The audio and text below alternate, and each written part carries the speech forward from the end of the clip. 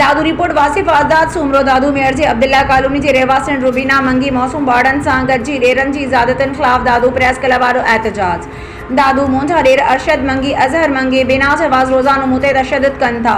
रुबीना मंगी दादू मुंहिंजो मुड़ुसु सऊदी कमाइण वियो आहे, मुंहिंजो ख़र्च बि उन्हनि ॾांहुं मोकिले थो, ख़र्च घुरां थी त तशद्दुद कयो वञे थो। रुबीना मंगी दादू गुज़िरियल ॾींहुं ॾेरनि मूं मथां पेट्रोल हारे बाहि ॾियण जी कोशिशि कई, मां पाड़े वारनि ॾांहुं भॼी जान बचाई। रुबीना मंगी दादू ॾेरनि ख़िलाफ़ मेड़ थाणे ते NC दाख़िल कराई आहे। SSP दादू वटि बि शिकायत कई आहे पर को बि तदारक नथो थिए। रुबीना मंगी दादू वाक़िए जो नोटिस वठी इंसाफ़ कयो वञे। रुबीना मंगी छा आहे तव्हांजे घर वारे जो नालो छा आहे, किथे रहंदा आहियो, छा मसलो आहे?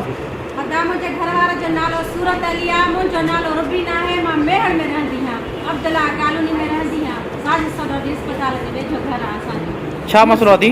मुंहिंजो ॾेर मूंसां रोज़ विढ़े थो। केरु आहे ॾेर, नालो छा आहे हुनजो दी? अरशद मंगी। अच्छा, ॿियो केरु थो विढ़े? ॿियो हुनजो भाउ आहे अज़हर मंगी।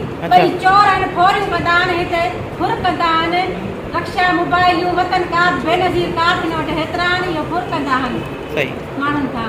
चोर आहिनि। मुंहिंजो मुड़ुसु हुतां मुंहिंजो पैसा मोकिले थो, ख़र्च मोकिले। तव्हांजो मुड़ुसु किथे रहंदो आहे दी? सऊदी में रहे थो। अच्छा, मूंखे अकेलो ॾिसी मूंखे मारे थो। रोज़ रोज़ ॿारनि जी थोरी घणी ॻाल्हि तां ॻाल्हि बंदि ॾेई पैसा वठण जे लाइ, ख़र्च जे लाइ ॿारनि खे मोकिलियां थी, पटे गार ॾिए थो, बिस्किट पे डंडा खणी मारे थो।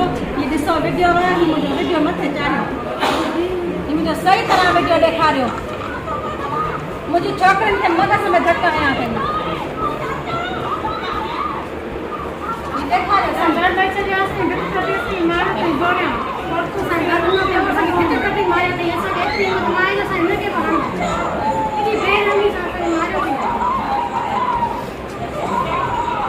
मारे थो, मुंहिंजे मुड़ुस खे चवे थो त हीअ तुंहिंजी रन ख़राब आहे, तुंहिंजी छोकिरियूं हलाए थी। अॼु माण्हू घर आया अथसि यार, अॼु पाण चकुले ते वई आहे, मां इन ते थो मारियांसि। अहिड़ी का ॻाल्हि ई कान्हे। तव्हां हली पाड़े वारे मां पुछा करे ॾिसो, रोज़ रोज़ मूं ते तशद्दुद करे थो। उते थाणे ते मां हिनजे पहिरीं हिनजे पीउ मूंसां विढ़ियो, मारियो वञे। ॻोठ खां ॻोठ डंगरनि खां वठी सीता खां वठी ॻोठ डंगर आहे, उतां खां मूंखे मारींदो कीरींदो आयो। मूंखे अहिड़ा दाग़ सॼे जिस्म ते उन कया। इहे ॾिसो